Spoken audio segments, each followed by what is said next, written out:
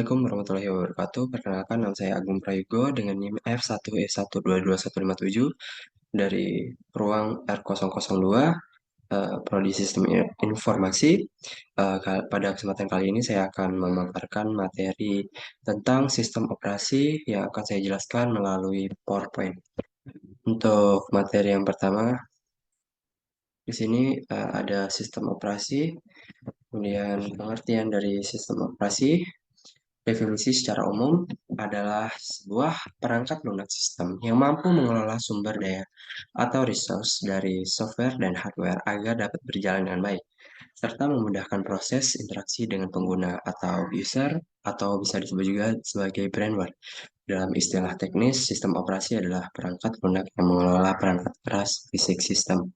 Oke, jadi jika kita analogikan secara sederhana, hubungan antara operating system atau sistem operasi dengan komputer adalah seperti kendaraan bermotor dan bahan bakar, di mana tanpa adanya bahan bakar, tentu saja kendaraan bermotor tidak akan bisa berjalan dengan semestinya. Sama halnya dengan sistem operasi, di mana Anda tidak akan bisa menggunakan perangkat komputer apabila tidak adanya sistem operasi. Begitu juga sebaliknya, apabila Anda mempunyai perangkat sistem saja dan tidak memiliki komputer, maka menjadi tidak berguna. Oke, selanjutnya ada tujuan sistem operasi. Sistem operasi ini memiliki 3 tujuan utama. Yang pertama, penggunaan perangkat keras sistem komputer secara optimal dan efisien. Yang kedua, untuk memberikan kenyamanan dan keramahan pengguna ke pengguna lainnya. Kemudian yang terakhir, sembunyikan kerumitan perangkat keras komputer. Ya, di sini ada fungsi sistem operasi. Itu yang pertama adalah memory management. Memory management ini terbagi menjadi dua fokus utama, yaitu primary memory dan main memory, di mana primary memory merupakan kebutuhan penyimpanan yang diutamakan, yaitu seperti RAM. Sedangkan main memory merupakan penyimpanan yang dapat diakses langsung melalui CPU. Yang kedua, ada device management. Sistem operasi juga mempunyai fungsi untuk mengatur komunikasi antar perangkat melalui setiap driver. Untuk program yang berperan untuk menangani hal tersebut adalah I/O controller. Kemudian ada file management.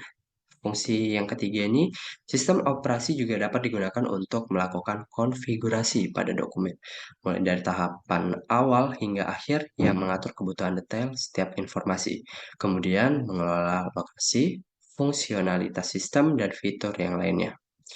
Kemudian ada prosesor management. Fungsi dari sistem operasi yang terakhir adalah mendukung proses multiprogramming untuk menentukan fase mana yang menggunakan prosesor dalam jangka waktu tertentu. Kemudian ada komponen sistem operasi, ada file, kernel, user interface, kemudian jenis-jenis operasi. Saya pindahkan dulu. Yang pertama ini ada batch OS. Jenis operasi sistem yang pertama itu yaitu batch OS, merupakan jenis sistem operasi untuk menyatukan beberapa pekerjaan sehingga menjadi lebih cepat terselesaikan dan tidak terlalu berat untuk implementasinya. Kemudian yang kedua, eh, ada distributed OS, yaitu menggunakan beberapa prosesor di berbagai mesin untuk mempermudah komputasi yang nantinya diberikan kepada user secara cepat dengan akurasi yang tepat. Kemudian ada mobile OS, merupakan sistem operasi yang didesain khusus untuk kebutuhan perangkat mobile. Kemudian yang keempat ada multitasking atau time sharing OS. Dengan menggunakan sistem multitasking, setiap pengguna dapat mengerjakan beberapa tugas secara bersamaan dalam perangkat CPU yang sama. Kemudian ada network OS. Dalam menggunakan jaringan network OS ini, sistem operasi juga berperan sebagai pengatur data, keamanan, user, dan fungsi dari networking itu sendiri. Kemudian yang terakhir ada real-time OS. Fungsi yang terakhir adalah real-time OS, di mana interval atau jarak waktu pemrosesan dan respon input yang kecil. Kemudian layanan operasi. Bentar, pindahin dulu. Layanan sistem operasi.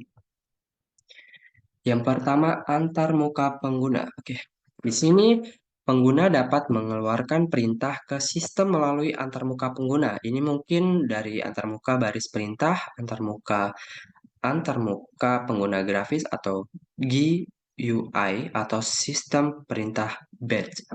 Kemudian yang kedua ada operasi input atau output, yaitu mentransfer data dari perangkat input atau output seperti keyboard, monitor, dan perangkat penyimpanan adalah fungsi utama dari sistem operasi. Oke, yang ketiga ada eksekusi program. Sistem operasi harus mampu memuat program ke dalam random access memory atau RAM, berjalan dan terminasi atau tidak juga secara tiba-tiba atau tiba-tiba.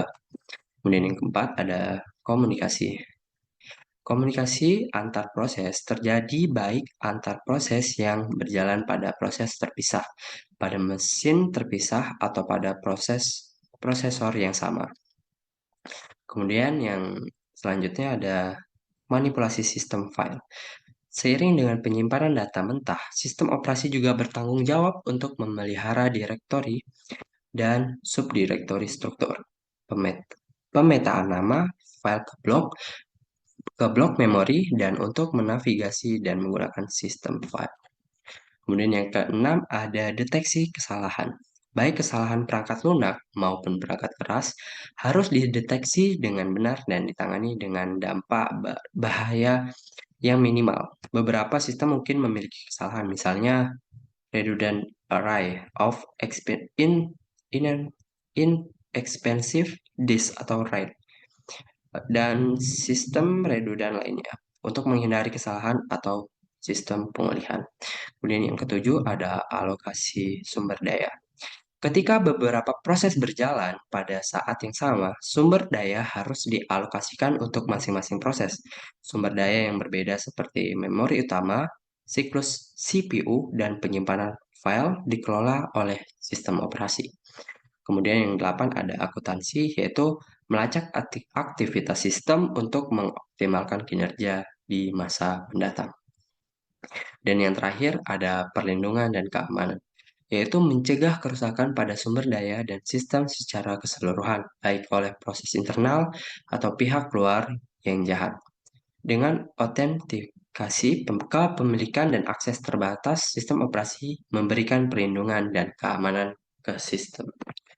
Oke, kemudian untuk materi yang kedua ada manajemen proses. Optimal. Setiap kali CPU mengambil data atau instruksi, itu selalu dari memori utama. Yang kedua, ada tanggung jawab. Pemuatan pelaksanaan, penangguhan, melanjutkan, dan penghentian proses. Kemudian ada penjadwalan proses, yaitu untuk beralih sistem antara beberapa proses di memori utama. Kemudian menawarkan mekanisme komunikasi antar proses, kirim atau terima data atau dari proses. Kemudian yang ketiga ada proses. Sebagian kecil dari program yang dimuat di memori utama, kemudian menyediakan sinkronasi atau mengontrol akses bersama untuk berbagi data agar data yang dibagikan tetap konsisten. Kemudian mencegah atau menghindari situasi kebuntuan dengan mengalokasikan atau membatalkan alokasi sumber daya yang benar dengan benar. Kemudian untuk materi yang ketiga ada penjadwalan CPU. Apa itu penjadwalan CPU? Oke, perpindahan CPU dari satu proses ke proses lainnya kapanpun diperlukan dalam suatu proses timbul atau selain pemrosesan disebut penjadwalan CPU. Dalam sistem operasi multiprogramming, metode untuk mengalihkan CPU di antara beberapa proses disebut penjadwalan CPU. Penjadwalan adalah operasi pemilihan proses yang akan dilayani oleh CPU. Teknik penjadwalan yang baik sangat penting dalam mengevaluasi kinerja sistem. Berbagai teknik penjadwalan ada yang mempengaruhi kinerja sistem komputer. Eh, ini mendefinisikan konsep penjadwalan CPU dan pertimbangan utama ketika memilih algoritma penjadwalan tertentu. Ini lebih lanjut menjelaskan berbagai jenis algoritma penjadwalan dan kekurangannya. Untuk memberikan kejelasan yang baik, setiap algoritma dijelaskan dengan bantuan contoh. Dalam sistem operasi multiprogramming, Metode untuk mengalihkan CPU di antara beberapa proses disebut penjadwalan CPU. Di sini ada kriteria penjadwalan. Yang pertama, poin-poin yang utama itu yang pertama adalah pemanfaatan CPU. Yang kedua, throughput. Yang ketiga, turn turn on turnaround time. Yang keempat ada waktu tunggu. Yang kelima ada response time. Kemudian masuk ke jenis penjadwalan itu ada dua. Yang pertama itu penjadwalan preemptif dan non preemptif. Kali ini saya akan menjelaskan tentang penjadwalan preemptif. Ketika CPU berpindah dari satu proses ke proses lainnya sebelum selesai, maka disebut penjadwalan preemptif. Preemptif. Dalam penjadwalan preemptif, CPU dapat melakukan preempt dari proses yang sedang berjalan dan beralih ke yang lain. Ketika ini terjadi, proses tidak membebaskan CPU secara sukarela atau dengan pilihannya sendiri. Kemudian, penjadwalan preemptif.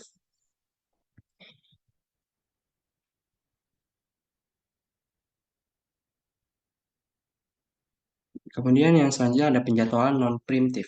CPU mengeksekusi proses sampai dihentikan atau sampai ada input. Ditempatkan ke dalam CPU untuk dieksekusi kebutuhan keluaran muncul, kemudian penjadwalan tersebut disebut penjadwalan non-preemptif. Dalam penjadwalan seperti itu, setelah CPU dialokasikan ke suatu proses, proses menyimpannya sampai eksekusi dihentikan atau beralih ke status menunggu. Kemudian materi yang keempat ada deadlock. Deadlock adalah suatu kondisi di mana dua proses atau lebih saling menunggu proses yang lain untuk melepaskan resource yang sedang dipakai. Karena beberapa proses itu saling menunggu, maka tidak terjadi kemajuan dalam kerja proses-proses tersebut. Deadlock dalam arti sebenarnya adalah kebuntuan. Kebuntuan yang dimaksud dalam sistem operasi adalah kebuntuan proses. Deadlock adalah masalah yang biasa terjadi ketika banyak proses yang membagi sebuah resource yang hanya boleh dirubah oleh satu proses saja dalam satu waktu. Jadi deadlock ialah suatu kondisi di mana proses tidak berjalan lagi ataupun tidak ada komunikasi lagi antar proses.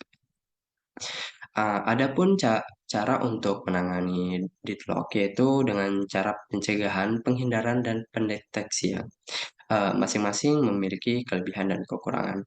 Yang pertama, keadaan di mana dua atau lebih proses saling menunggu meminta resource untuk waktu yang tidak terbatas lamanya. Yang kedua, analoginya seperti pada kondisi jalan raya di mana terjadi kemacetan parah. Kemudian yang ketiga, deadlock adalah efek samping dari sinkronasi di mana satu variabel digunakan oleh dua proses. Pencegahan dan penghindaran deadlock bersifat konservatif dan pesimistik, sehingga lebih banyak peneliti yang tertarik untuk menemukan algoritma pendeteksian deadlock. Pendeteksian deadlock ini dapat dilakukan secara terdistribusi. Kemudian ada karakteristik dari deadlock. Dalam sistem komputer, kebuntuan muncul ketika empat kondisi terjadi secara bersamaan. Ketika semua kondisi ini terjadi pada saat yang sama, maka hanya kunci mati yang dapat dibuat di antara proses. Syaratnya adalah sebagai berikut. Yang pertama ada mutual exclusion. Yang kedua, tahan dan tunggu. Yang ketiga, tidak ada primitive. Yang keempat ada circular void. Kemudian, manajemen memori utama. Ini materi yang selanjutnya. Setiap kali program akan dieksekusi, mereka harus ada di memori utama. Dalam multiprogramming, banyak program hadir di memori utama, tetapi kapasitas memori terbatas. Semua program tidak dapat hadir dalam memori pada waktu yang sama. Manajemen memori ini dilakukan agar semua program mendapatkan ruang memori dan dijalankan dari waktu ke waktu. Tujuan dari pengenalan ini adalah untuk menjelaskan kebutuhan manajemen memori utama. Berbagai jenis skema manajemen memori dijelaskan. Tujuan utama dari semua teknik adalah untuk mengalokasikan setiap program dan ruang memori yang diperlukan. Konsep seperti paging, segmentasi, dan pegging tersegmentasi juga dijelaskan secara rinci. Berbagai skema manajemen memori utama ada di sana. Pemilihan skema tertentu tergantung pada banyak faktor, terutama desain perangkat keras sistem. Memori utama. Memori utama adalah memori baca atau tulis sementara komputer. Ini adalah satu set lokasi terus-menerus. Setiap lokasi ini memiliki alamat tertentu. Setiap alamat adalah alamat biner. Untuk kenyamanan programmer dan pengguna, mereka diwakili dalam angka heksadesimal. Ini bertujuan agar pengguna itu tidak bosan. Eh, Program yang merupakan kumpulan instruksi disimpan dalam memori sekunder. Ketika mereka perlu dieksekusi, mereka dimuat ke memori utama dari memori sekunder. Instruksi memori utama disimpan di berbagai lokasi sesuai dengan ketersediaan ruang. Kelompok lokasi memori disebut ruang alamat. Di bawah ini akan dijelaskan dua jenis ruang alamat, yaitu ruang alamat fisik dan ruang alamat logika. Di sini tidak saya jelaskan, hanya saya sebutkan saja. Oke, sekian dari saya. Saya ucapkan terima kasih. Mohon maaf apabila ada kesalahan yang saya lakukan atau dari kata-kata yang tidak berkenan di hati yang mendengarkan. Saya mohon maaf yang sebesar-besarnya. Saya akhiri. Wabillahi taufiq wal hidayah. Assalamualaikum warahmatullahi wabarakatuh.